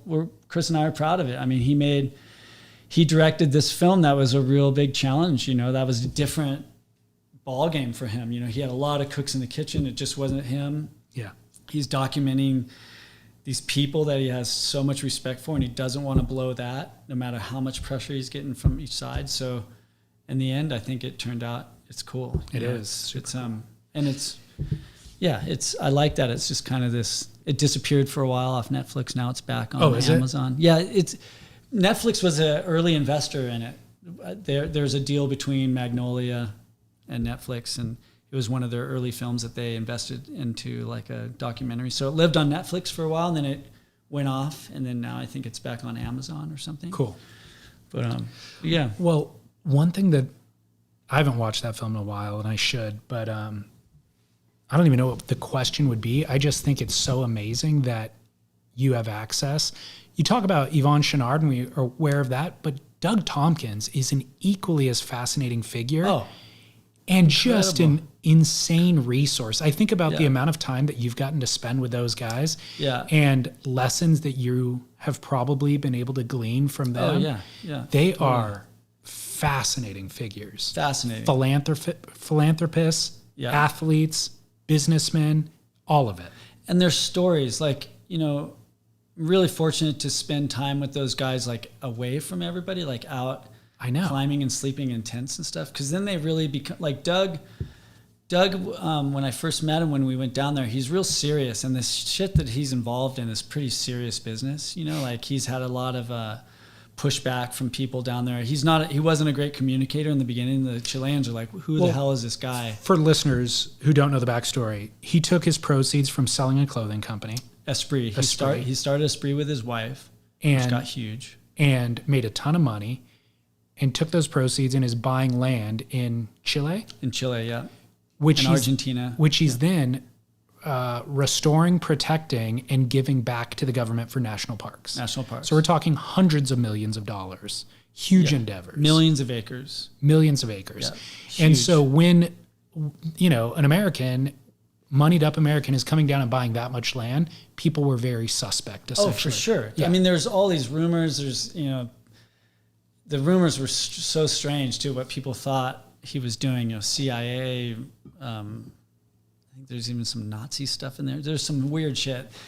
But he wasn't telling people really what he was doing. So, of course, people are just going to assume things. But he got better later in his life, you know, being a better communicator with that. But, yeah, I mean, the stuff that he's done down there, it's unprecedented, you know, and really walking the walk. Like, I'm going to do this and really putting his hard-earned money into that.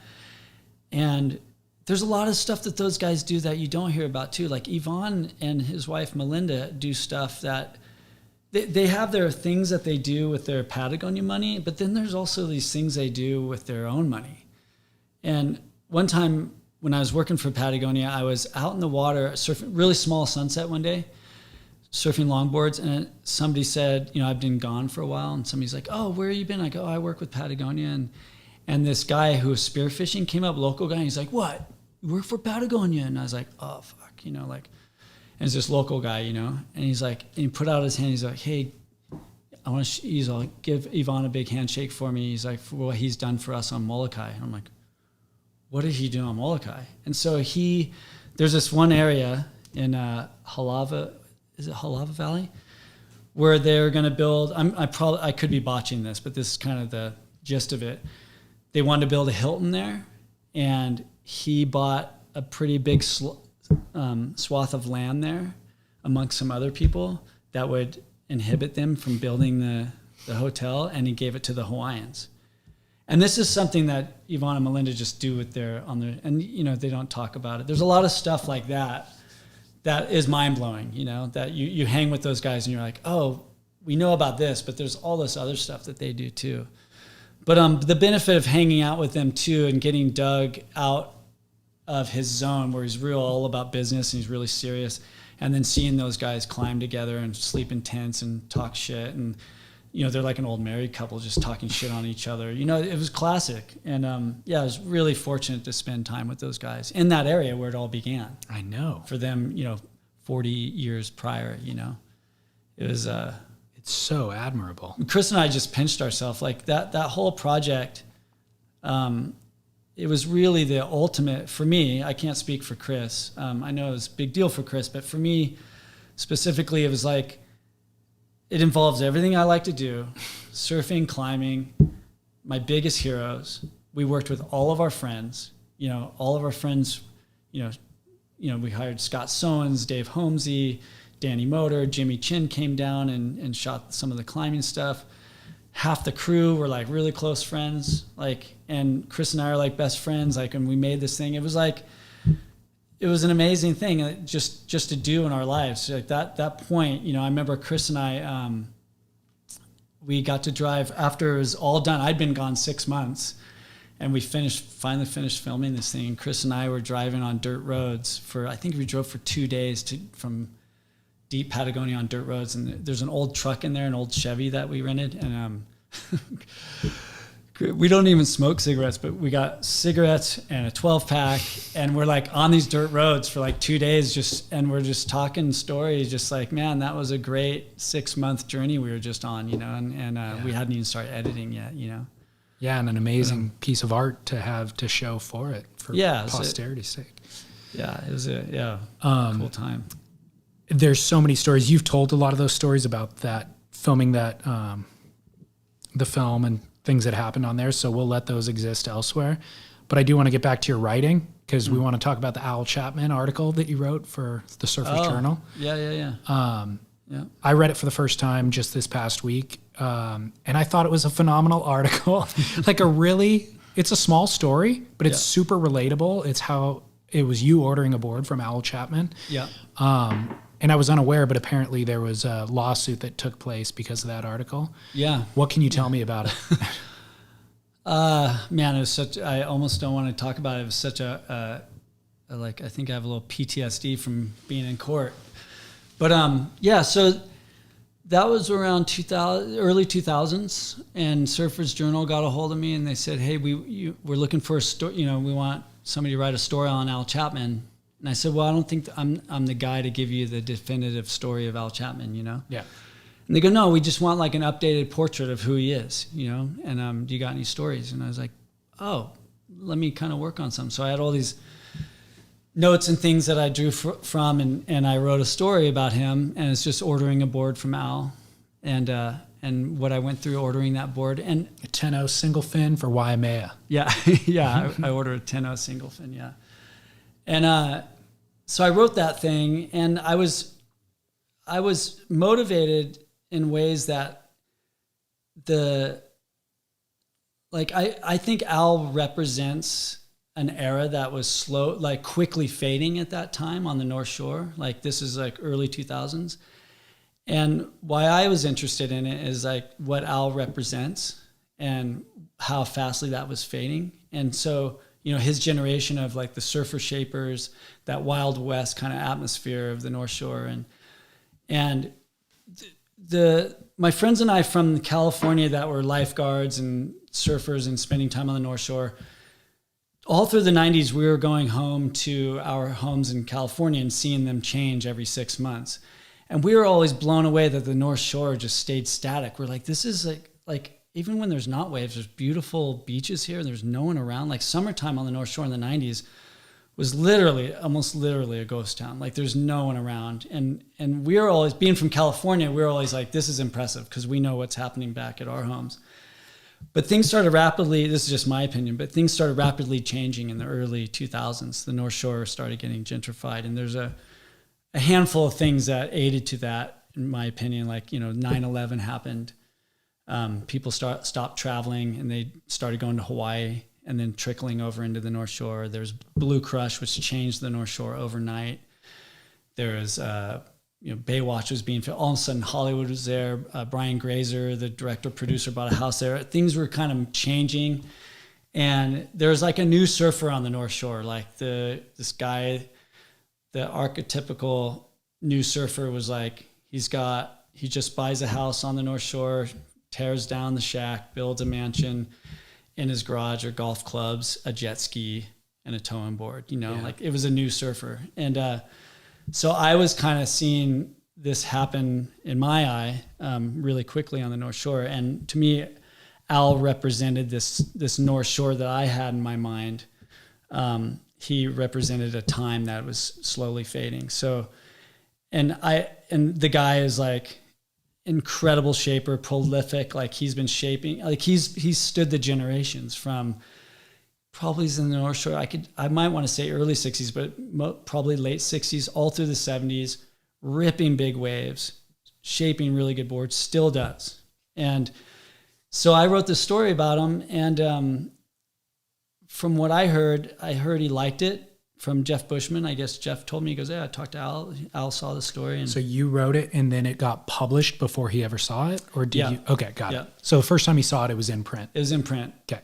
And I don't know if this is true, but Jeff Bushman told me, he said, because I think Jeff asked me, Al mentioned he wanted to get more copies or something like that. And so I heard he liked it, right?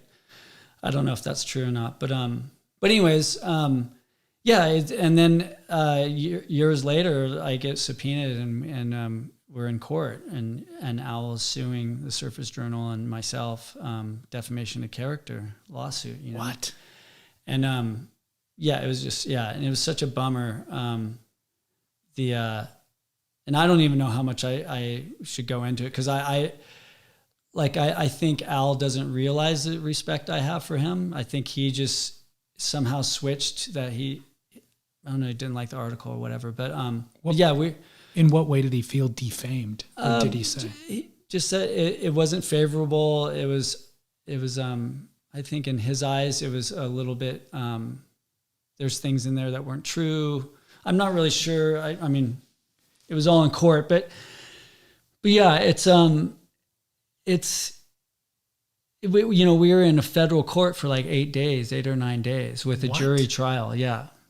It was a really like to see it all go down was really, I mean, I didn't sleep for like a whole week. It was just, and I didn't like the fact that we were in court. Like, I mean, this is Al Chapman, like, you know, you don't get the police involved, you know, you don't get the courts involved. But Al was all time, dude. He was such a I mean, when we were in court, I was like, this is why I wrote the article on the guy. Look at him. He's so legendary. Like he didn't give a shit. You know, he was saying stuff that was like so awesome in court. Probably not beneficial for his case though. I don't know. I mean, we were proved not guilty. Oh, you know? Okay. Defamation of character cases are really hard to win. It was such a big case at that time that my friend's wife is an attorney, and she goes, "You're on that case. We're all watching it." Really? Because it's been the first defamation of character cases in like 35 years, and they don't happen much because it's when something happens like that. It's not, you don't have to prove that the article ruined you. You have to prove that we set out to ruin you. Oh, I see. And it's really hard to prove. I mean, there's a case right now that was going on with a defamation of character case with Fox News and the polls. Oh, that's right. And they settled out of court eventually. Yeah. But it's a hard thing to prove. So Al had to prove that we went out of our way to ruin him, which we didn't. We obviously didn't. So were you being held liable, or was it the Surfers Journal that was being held liable? Surfers Journal was under their umbrella. Got it. Fortunately. But they had to spend a bunch of money to fight the case, obviously. Yeah. So I'll explain to the listeners what I think the only defamation could be, and then you can either say, yes, that was probably what it is, or maybe you don't have to say anything at all. But ultimately, the story is about you ordering a board from him, and you pay him in advance, which you were reticent to do. I paid him partially in advance. Like I paid him for the blank or... Partially, yeah. So you actually brought the blank from Clark Foam and then brought it to him and then paid him partially for him doing his work and, you know, in advance. But it explicitly state in the article that, man, you never pay a shaper in advance because shapers are notoriously late on delivering the surfboard, you know? And ultimately, he was late on delivering the surfboard. And then eventually... long after you had probably given up on ever receiving the board, you run into him and he goes, "Hey, your board's ready." Yeah. So you go and pick up the board. Famous Jack Reeves laminates the board. So you go and pick it up and it wasn't what you had anticipated. Yeah. The edge of the rail was hard for too far up. The back of the board, the bottom of the board. And so you ask him to redo the work. And ultimately, I think he does redo the work. I forget how that goes. I'd have to read the article again, but I think he redoes it, but it's still not to your preference. But it wasn't glassed yet. I think I saw the rails or something, and I could be wrong. I have to read the article again, but I think he did take the rails down a little bit. But yeah, then the final glassed finished product wasn't exactly what I wanted. Right. And but it was to his spec, and he's the legend. So you take what you can get, right? Yeah. And so that was the tone of the article, which, by the way, is exactly like any story of anybody who's ever ordered a surfboard from a shaper. And that's why I wanted to write about it, because it's not just Al Chapman.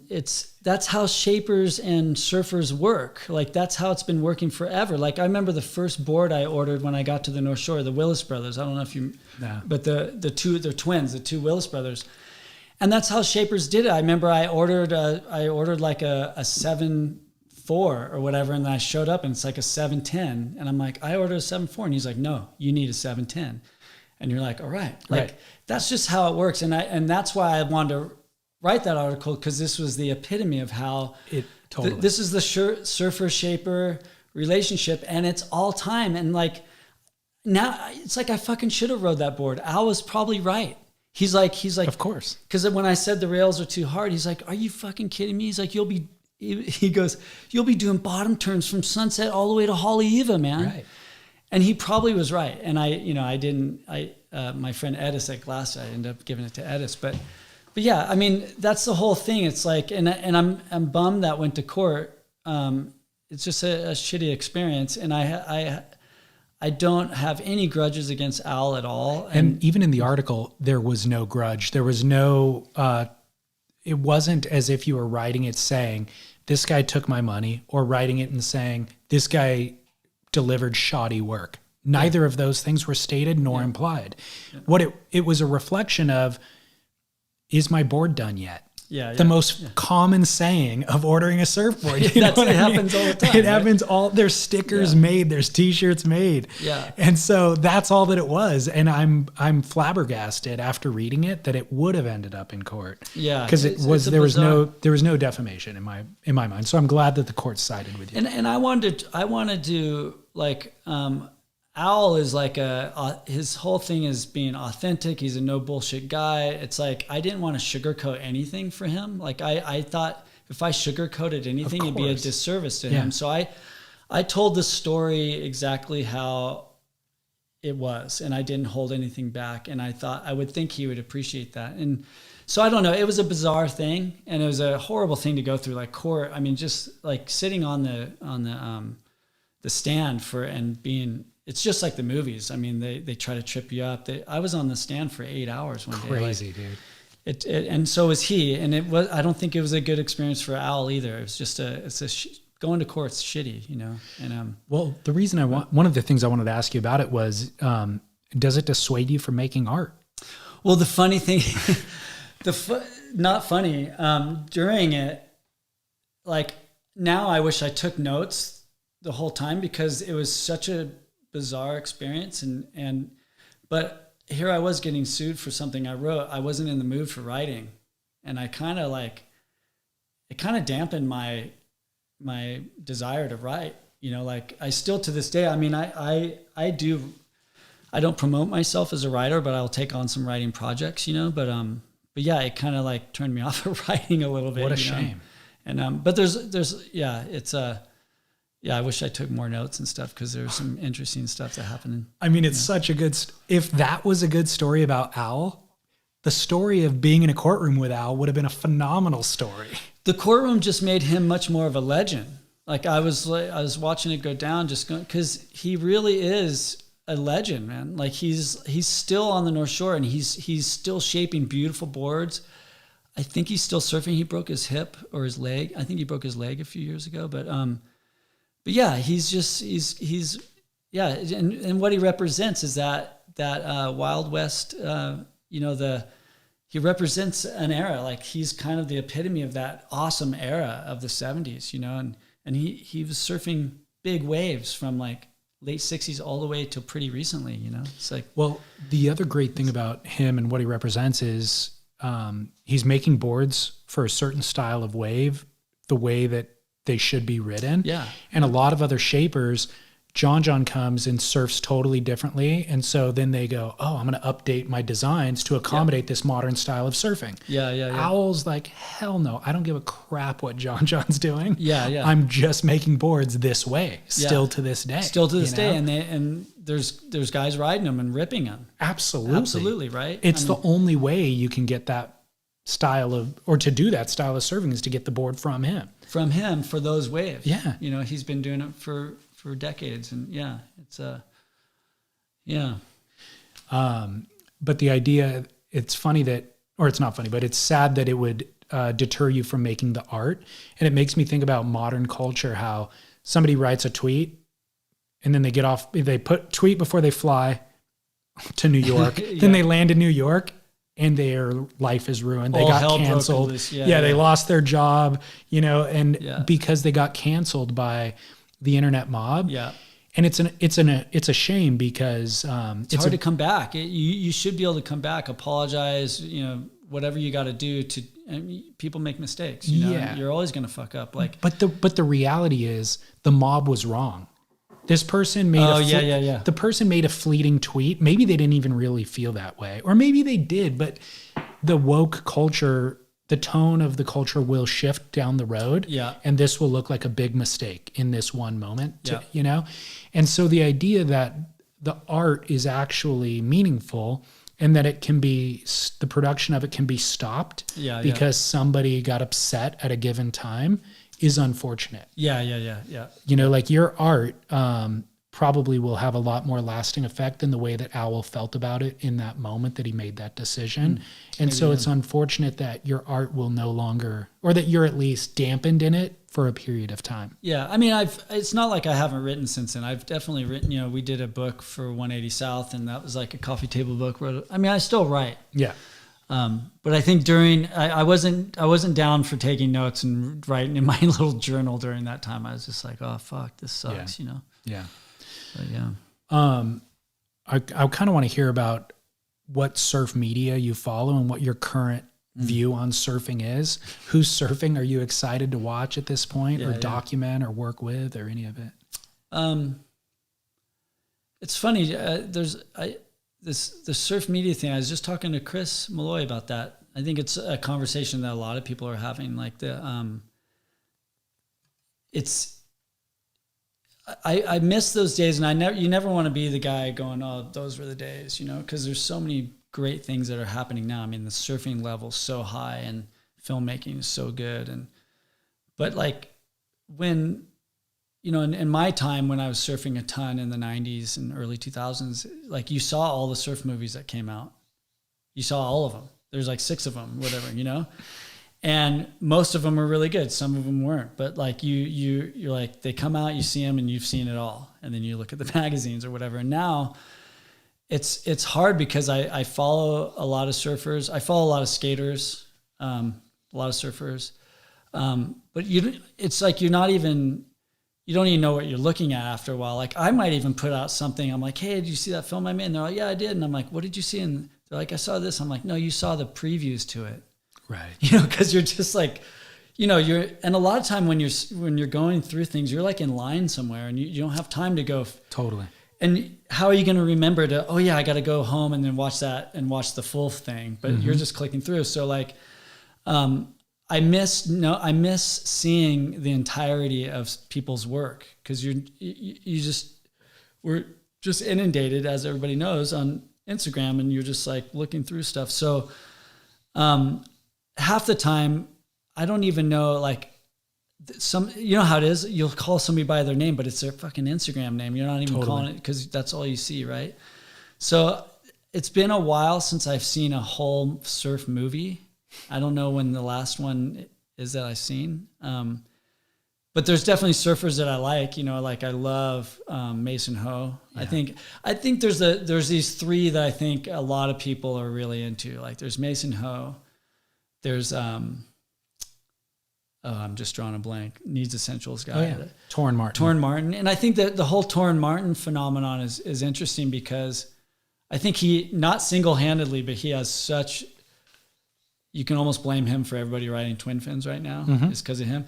And what he does is he's drawing these simple lines. Like what he's doing is poetry in a way that it's so stripped down that the way he tricks you is that you think you can surf like that. Totally. And that's why he's so likable, because you're like, you think you can do this. So you watch it, but you're like, wait a minute, he's traveling around the world. He's getting the best waves of the best days of the year. And he's a really phenomenal surfer. He's just not doing 360 airs. He just gets really good lines and gets really pitted. And it's really hard what he's doing to pare it down that simply and not spaz out. But it's so fun to watch, and you can identify with it too, more than any other surfer. Because if you're just like normal dudes like you and I, you're like, that's what I want to do. I want to just get pitted. And so you buy a twin fin, you try to ride like Torren Martin, but you won't, you know? Good point. Yeah, that's exactly what it is. I watch Italo surf, Italo Ferreira, and I'm like, can't relate to it at all. Yeah, it's phenomenal, but it's like it's different than what I'm doing. 100%. Like, It's not even close, right? No. It's like this whole But thing. Torren, I'm like, I'm almost there. Yeah. You think you're there. Yeah. We all think we're almost there, right? I don't know if you remember this. He used to ride pointy thrusters and do 360 airs. Well, I mean, everybody, right? Like Joel Tudor, like he used to ride, I think he started on shortboards. And then, I mean, if you see stuff of Joel, like before he became Joel, he was riding thruster high performance longboards and trying floaters and shit. You know, he was not the Joel Tudor that you know, like everybody, you know, we all start somewhere, you know, but yeah. And then John, of course, it's, just kind of the main, I think so many people will like those three, like Mason, of course. Mason is just such a cool kid. I know. I mean, you just got to love that kid, One of the, did you ever hear the podcast that he did with Aki? No, the Ockcast one?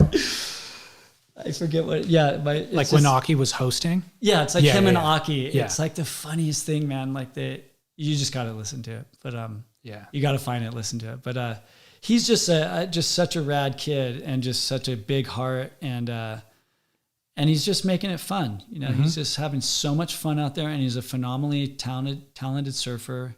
Can ride anything. Like he's a good guy to watch. And I'm ashamed that I don't know their names, but there's a few female surfers that I follow that are, I mean, there's Steph Gilmore, stuff like that, but there's like a couple that I'm so out of it that I don't even know. I mean, they're in my feed and I see them all the time, but they're young girls, Australians, like just surfing so well, like incredibly well. The women's level of surfing has just gotten, it's just, I mean, it's almost on par with the guys in some points, Yeah. It's so cool. But yeah, surf media, it's hard.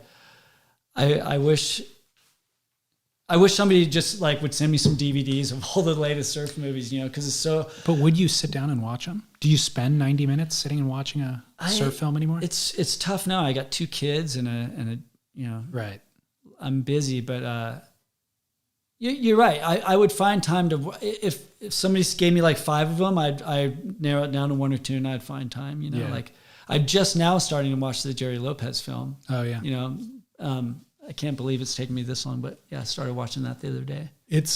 So I am involved with the Florida Surf Film Festival. And so I get access to all of these, that film specifically before it came out and everything else. And, I have the best of intentions to watch all of them, right? Yeah. And I'm like excited when I get the spreadsheet. I'm like, sweet. And then a week or 2 goes by and I haven't watched one of them. Yeah, and I've found in the last couple of years, I have to allocate purposeful time to sit and watch because life just moves too quickly now. Yeah. And if I do sit down at the end of a day, by the way, an end of a day where all I've done is talk about surfing. Yeah. The last thing you want to, I sit down and I'm like, I'd rather watch Ozark on Netflix now. Yeah. 100%. Yeah. And so I have to and then I go, okay, well that film, now I need to put it in my daytime. That's now work. Yeah. I can't stack that in as leisure time anymore. That needs to be part of my workload. Yeah. Because it is, to be honest. It's your work. Yeah, it's become. But don't you think some of it has to do, well, you're quite a bit younger than me, but our age and where we're at in life, if we were 23 maybe, and just like surfing, we would have time to sit down, but maybe not. I don't know if there's maybe 23-year-old kids right now are like, oh, I don't have time to, they're just scrubbing through Instagram going, that's cool. Maybe they don't have time to watch. That's what I thought about those kids Yeah. is that they have limited time or limited attention spans because of Instagram. But then vlogs started happening. Oh, yeah. And kids are now, they want the 30-minute Nathan Florence vlog more than the 12-minute one. So they've changed, too. Yeah. It's Nathan's definitely somebody I watch all the time. It's great to see those. Like we got to see all those kids grow up. I remember when I knew Alex when she was pregnant with John. No way. So like seeing all those boys. Yeah, I have really old, when I first started taking photos, I got a bunch of like photos of the boys and stuff. But it's just so cool seeing those guys and how they're just good dudes. Yeah. They're not only just insane rippers, but they're just good dudes. Yeah. They didn't lose the plot and just so easy to do with all that pressure. Totally. And how did you connect with Rourke and what was the reason for leaving Patagonia? And how did that transition happen? The Patagonia I was there for 13 years or so, and it was just time to move on. I got to a point where I was getting a lot of interest for doing more work, and I wasn't being fulfilled there, and I don't think they could afford what I thought I was worth either. So there was a point where they were allowing me to do work with other brands as long as I didn't work for like North Face or something like that. And because I remember talking to the creative director, I was like, hey, I can't really do this. I'm having a kid soon. I'm not making enough money. And he's like, well, we'll let you work for other brands and then, do projects here and stuff. And we did that for a while, and then it just kind of was time to go. And so, and it's been great. Like the freelance thing, it's, as you know, it's like scary. Like when does the phone stop ringing? You're always, but it's so fun because now I learned so much of Patagonia, and I've been taking photos and doing this thing for so long. Now I get to work with all these different brands, and I get to work with all these different people, which is the best. And, so it's been really fun. Like it's just, and different types of brands, cause like Yeti's one of my main clients. I've been doing stuff for like electric vehicles, Rivian, it's like, there's so many different types of brands that I'm working with. It's just exciting. It's not like one thing all the time, And is that work all photography? Photography. Some of it I'll direct. I've directed small films, small commercials and stuff like that. So I do a little bit of directing, but the majority of it's photos. Yeah. And a little bit of writing here and there.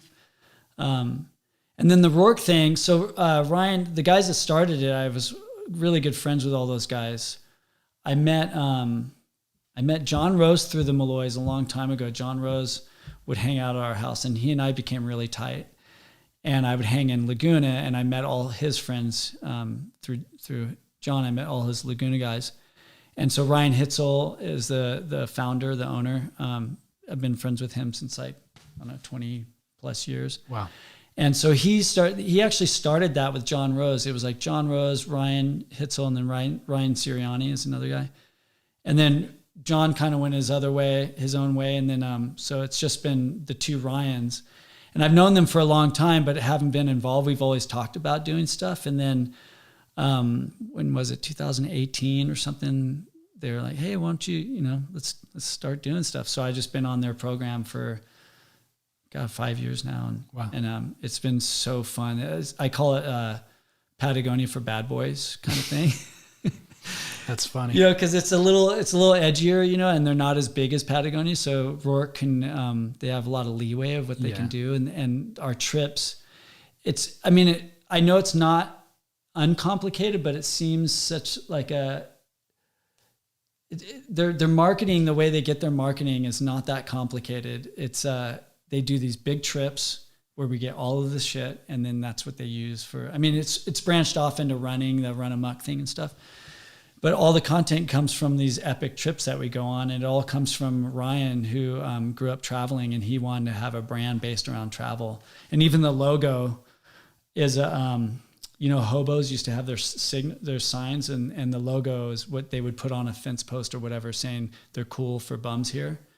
And that they changed it a little bit, but that's their logo. It's like sign language for bums. But so the trips are legit. We go to these far-flung places and just kind of rage, with snowboards and a little bit of climbing and surfing, and right. It's kind of do everything on these trips. Ride motorcycles. I got back into riding motorcycles. I used to ride as a kid, and so we try to mix it all up. And super fun. And I just can't. It's just funny that the world is so different now that I'm like 54 and I have like I guess a quote sponsor, like it's so weird, right? That I just don't even, I'm like, really? You still want me to go on these trips, huh? Like, do you feel, talking about working freelance and worried that the phone's not going to ring, do you feel settled in, like to where you can relax and know that, your kids are going to need to be fed for the next 20 years? Do you feel comfortable that your career path is laid out at this point? I think it's like, I don't know. Like, cause I have no idea, that's the whole thing. Like, I never sit back and go, yeah, I got it. Okay. Never. So there's anxiety? There's some anxiety, but I've learned to control the anxiety, but it's like, I also don't think that's a good thing you should never be like, yeah, I got it. Yeah. It's a hustle. Like I have great clients, like dream clients, like the people I work with are kind of like who I want to work with. And, but who knows? I don't know when it disappears. It's like, that's the whole freelance stuff. It could just stop tomorrow, and who knows? And so you just, it's a hustle, and you just got to stay on it and just work really hard. Like every trip you work your ass off, and there is that thing where I was even listening to this famous. He's written tons of screenplays and movies and stuff, and prolific. And he has the same. I mean, this guy is like the most dialed writer in Hollywood. And he's like, yeah, I just when that phone stops ringing, fuck, what am I gonna do? And you're like, he even has that, So it's just part of the thing. And I think it's good. It keeps you on your toes. Like you shouldn't ever sit back and just think you got it dialed. You know, you gotta treat every project like this is it. Is there outside of taking kind of freelance work, are there any creative projects that you have that you want to execute? Yeah, it's funny. Like I was even talking to Chris about it a little bit the other day. Like when 180 South happened, I always get like, what's next? What are you going to do next? And that was such a big chunk of my life and Chris's life and everybody else that worked on it that I did have that in mind. Like, oh, maybe I'll go out on my own and do some stuff. And I've directed some things, but nothing really big. And, I've had some of these dreams over the years of certain things I want to document, but then it's funny. It's kind of like, when you did surf movies, there's 6 that came out and, so you take this dream project, you put your life into it, you work on it for years and you put it out there and it's just like, oh, I think I saw it. Was that it? Right. And not that that's the only reason you should do stuff is to get that, but that's kind of why you're doing it. So people will watch it. Right. And so I think if the climate was a little different, like I just feel funny pouring my life into something that, I see these great films come out, insane films. And like, where did it go? Like what happened?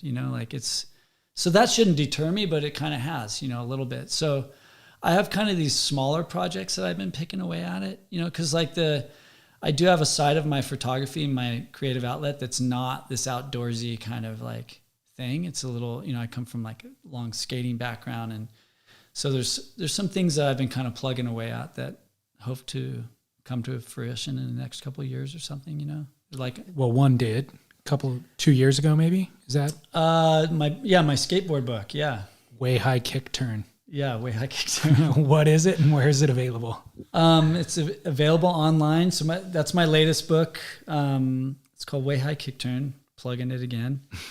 It's available on beyondandbackpress.com, or you can just Google Way High Kick Turn. It'll come up. But yeah, it's for sale on that site. And that was just a passion project that started another 10-year project. It started in 2007 and I finally put it out there in 2018. Oh, okay. So it was something I did late at night, early in the morning on my own time. It just started with before Facebook, before social media was even a thing. I got this email in like 2007. And it was a video, I think it was a YouTube, first time I'd been on YouTube. There's a link to YouTube and it was all of us skating a pool in 1987. Wow. And it was the first time in my life where I was like, that was 20 years ago. Like I never thought of having something 20 years ago. I suddenly felt old, because it was 2007. So on the CC list were like 15 to 20 guys that I hadn't seen. Some of them I haven't seen since that pool session in 2007.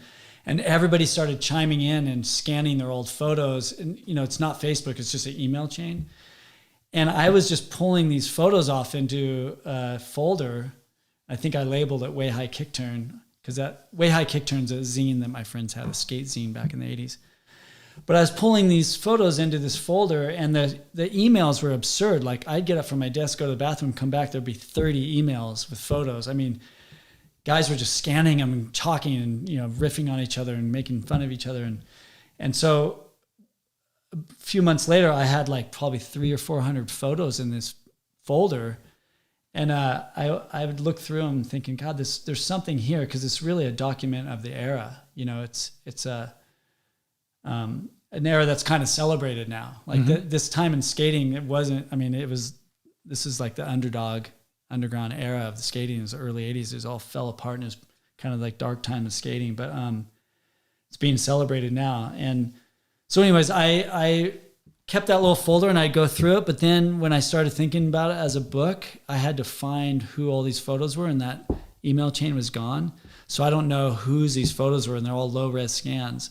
So I spent the next 10 years finding these guys. It'd literally be like a day like today. I'd get somebody on the phone. I was like, hey, is that photo yours of the blah, blah, blah? And they're like, yeah. And I'm like, you home right now? And I'd fucking get in my car, drive 6 hours up to San Francisco, go through shoe boxes till 1 a.m, go sleep in my van and drive back.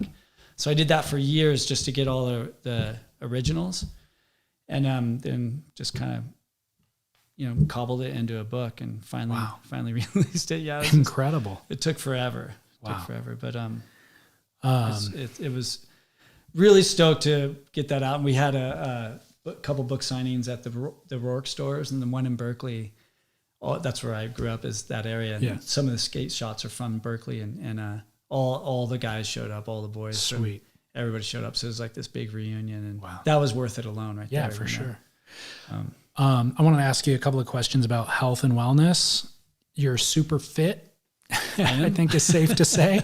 Well, let's go back to what you did on your 50th birthday, and that I think paints the picture for most I didn't people. pull it off, but I was close. You got darn close. Yeah. What do you do in terms of diet and exercise? And in terms of diet, are there things specifically that you avoid? And what does your diet look like? It's funny. My wife gets on me about this. My diet got worse when I moved to California, and got worse as I got older. And that's because when I lived in Hawaii, the North Shore is it's like just existing on the North Shore. Like I remember a friend came and visited me, and one day I'm like, hey, let's go surf. He's like, dude, I can't. I'm sore. And I go, from surfing? He goes, no, walking that soft sand. My legs are hurting. I'm like, walking, just everyday life in Hawaii and on the North Shore, it just keeps you fit, and there's always a reminder to not drink too much, to not eat too much, because you're confronted by it every day. You're going out in big surf. So when I lived in Hawaii, my diet was a lot more strict. I didn't eat meat for a long time. For 10 years, I was I didn't eat red meat. I don't know why I was on that kick. But anyways, I was eating healthier there than I was here. And I think here, I'm not surfing as much. Santa Barbara is a really hard place to stay on the ball surfing because there's hardly waves here. It doesn't break that often. So there's not anything reminding me on a day-to-day basis. So my diet kind of got worse as I got older. Not junk food, but, I'll pound a bag of chips, or, I got a couple croissants over there and stuff. But so my diet's okay. I don't eat a lot of junk, but it's not the best. But I run, I climb. On any spare time I have, I try to surf if I can. I run as much as I can just because it's easy. And then I think that's it. Climbing, running, surfing. And then in the last few months, I've just really zeroed in on my diet. We were in New Zealand for 4 months, traveling around because my wife is from New Zealand, so we were seeing family. And I made a policy over there. I'm not going to say no to anything. And anytime somebody's like, well, you want a beer? You want a glass of wine? Would you like an ice cream? I was just like, I got fat. I came back with the fattest I've ever been. So now my diet's probably the best it's been right now. Was it hard to get rid of it? No, not that hard. I mean, I stopped drinking.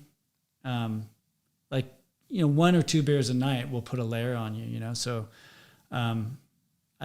I still will have a beer here and there, but it's not on a day-to-day basis. So cut that out. I did that kind of almost all protein diet for maybe 2 weeks, and just started running and stuff and kind of got it back. But yeah, so now I think it's I did the opposite. When you're young, you could probably just eat Cheetos and go surf all day and you're fine. But I was really fit and really conscious of my diet then, when I should have been the opposite. I should have been really on my diet when I got older. Yeah. And but I think I just haven't had to pay for it yet, and I don't want to pay for it. So now I'm wrapping it up and good. It seems more conscious. It seems like throughout your life you've always maintained a lot of discipline with work ethic and everything. And yeah, and that comes from my my dad had a construction business, so I was doing kind of hard labor as a kid. Okay. And had a really good, my dad really wanted to teach me the 40-hour work week and what it means to work. And it kind of backfired on him because I did that I worked every summer, 40 hours. I worked like full-time jobs every summer. And I was like, I don't want to fucking do that my whole life, you know? And that's why I became a flight attendant and lifeguard. I wanted to do jobs that I had time to do stuff. I didn't want to work 9 to 5, you know? And, but within that is a really strong work ethic. Like I didn't want to go 9 to 5 my entire life, but when I work my ass off, you know, and you know, I'll work all night. Like I have a strong work ethic, but I like to see the light at the end of the tunnel. Yeah. You know, well, and that's also project oriented kind of thing. That's also what I'm talking about is the work, you're still getting the work done, but also the things that you're doing when you're not doing the quote work are still disciplined.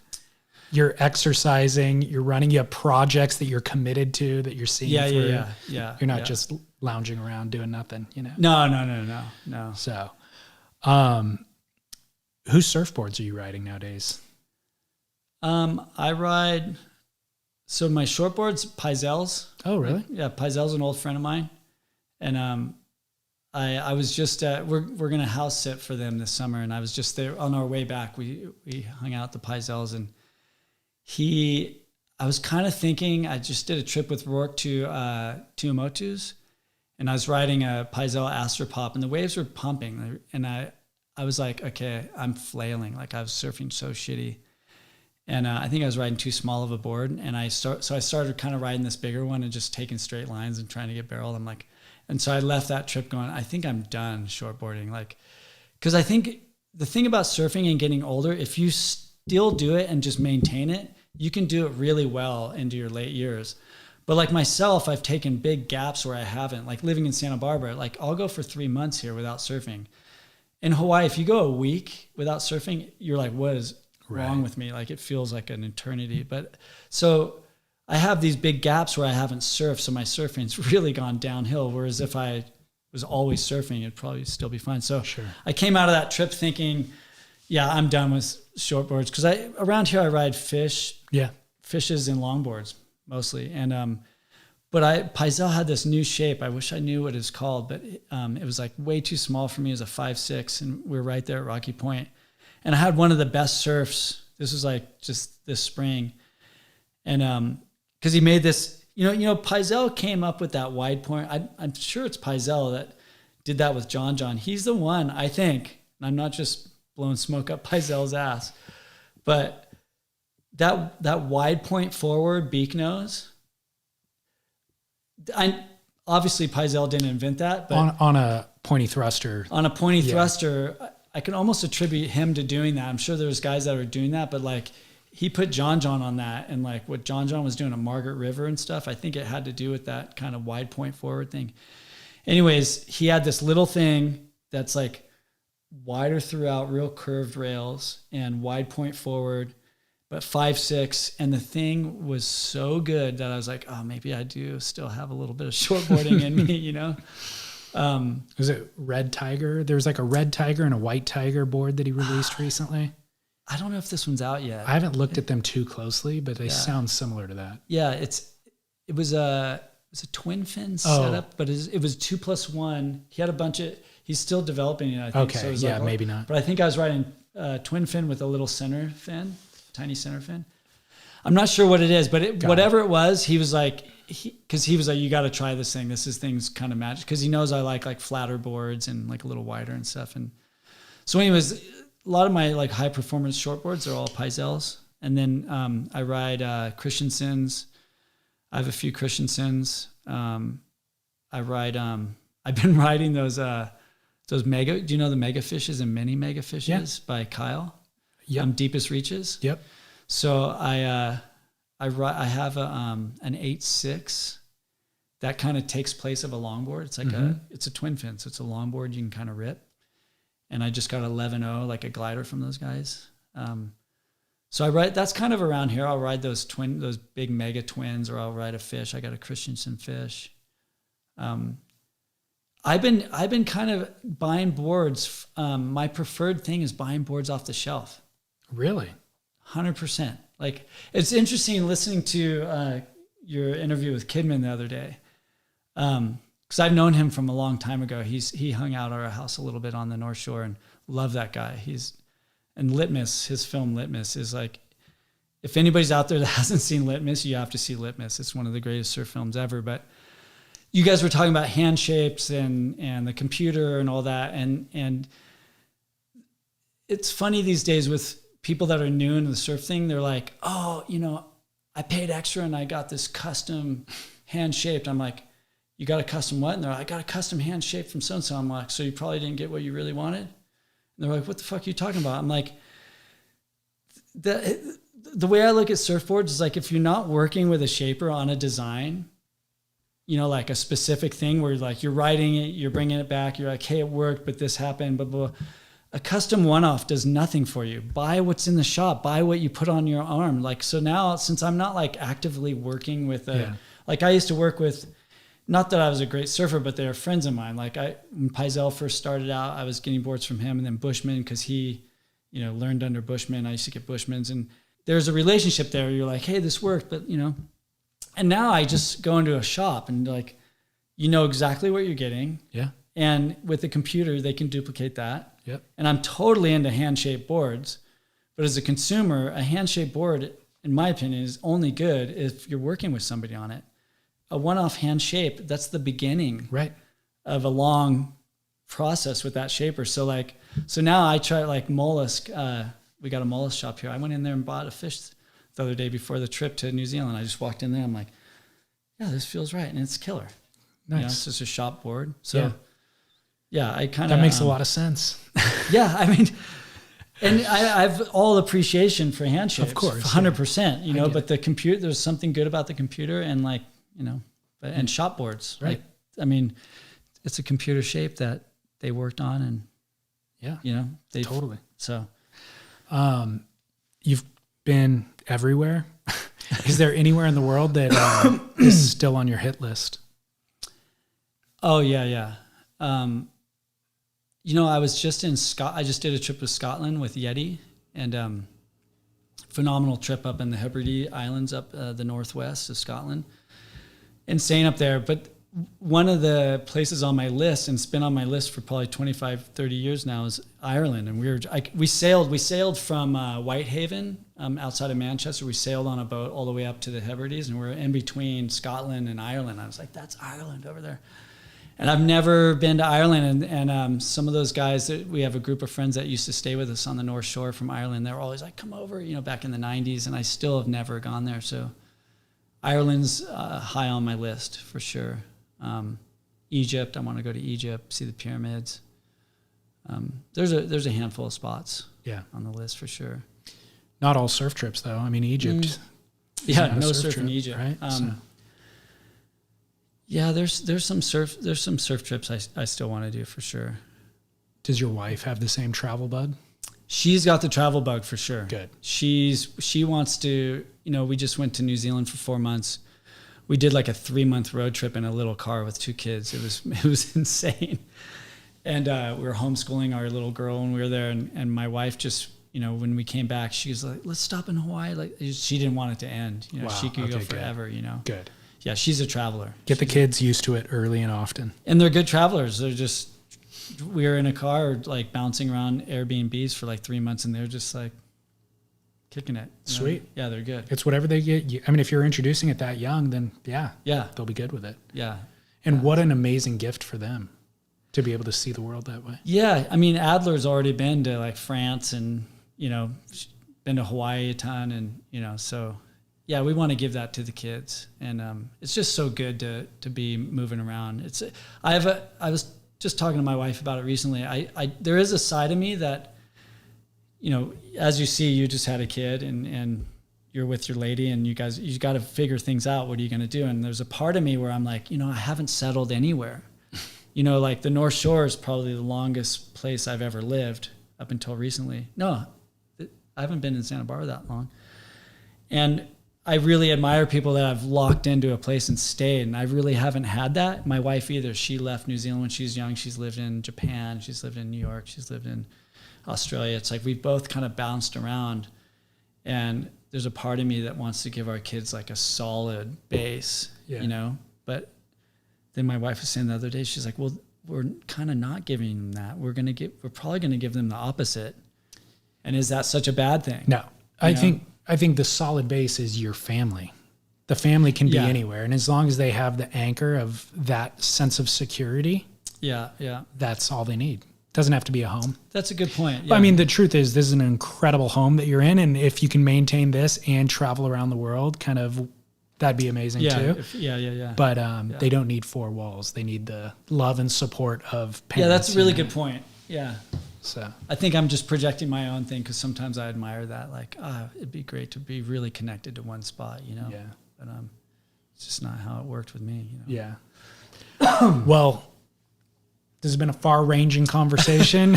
Sorry for my long-winded stories. I'm pretty notorious for these long-winded stories. Dude, it's gold for the podcast. We can cut it into 2 episodes. But yeah, thank you for doing it. And thanks for having me at your house too. This is incredible. Oh, thanks. This is a gift. I have that Surf Shacks book. Oh, that's right. Yeah. So I'd seen the house and I was like excited to actually come see it in person. And it's amazing. Oh, thanks. Yeah, we put a lot into this, and yeah, it's quiet, and it's like a little cabin in the mountains, but you're in Santa Barbara. You know, it's kind of feels like you're somewhere else, huh? It's unbelievable. And it's colder up here. Like this. I mean, it's summertime right now. It's like freezing out. Yeah, you know, I brought a jacket. Yeah. But yeah, thanks for doing this. I've been a fan. You know, we were just talking earlier. Like, I've listened to so many of your podcasts. It's great to. I'm honored to be on one of them. I appreciate that. We've DM'd in the past. Yeah. I remember it's been years ago, I think. You said you go, yeah, it'd be great to reconnect with Jeff. I'm all reconnect, and I was like, oh yeah, there was a DM there at one point. Long time ago, though. Yeah, I forget years what ago. it was. I don't remember. I think I did one. I remember doing a real spazzy thing one time when I was driving to LA. I just drank a shitload of coffee and I was listening to have you heard of Cocaine and Rhinestones? Yeah, I love it. So oh my good, gosh, right? it's so good. And there's something that you and Chaz were talking about, Chaz Smith, on the Grit or something. And I did one of those knee-jerk, like, it was talking about country music, and I was like, oh, and I think I DM'd you guys like some spazzy, like, you got to check out Cocaine and Rhinestones. Oh, or something really? like that. Maybe you introduced it to me then. I did. It was one of those things I didn't get a reply. And I'm like, oh yeah, that was a weird spaz I just did. Dude, I don't have the time to reply. I feel so bad. Oh, dude, you got to shut those things down. Like they'll take up your. I know. At a certain point, you have to just not. Like, I'm sure you get so many DMs a day. You got to just. The problem is too, it then dissuades me from even posting. So like I'll publish an episode, like with Kidman last week. I'd never advertised it. Oh yeah. Because I knew if I post, then people comment, and I feel obligated to comment back. Yeah. And then they DM, and if I reply, then they reply again. So it's this never-ending thing. You'll never get off your phone. Instead, I go, you know what? Forget it. I'm just not going to post. And then, which is a kind of a shame, you know. I haven't figured out how to manage the workload yet or the time required. Yeah, it's a lot of time. But when I did get that DM from you, I was flattered because I had followed your work for so long, and I was like, oh, sick, he listens, sweet. And that's a little feather in my cap, you know. Cool. Yeah. So yeah. No, I've listened to a ton of them. Good. Thanks. Yeah, thank you. Cool, man. Thanks. Yep. Splendor.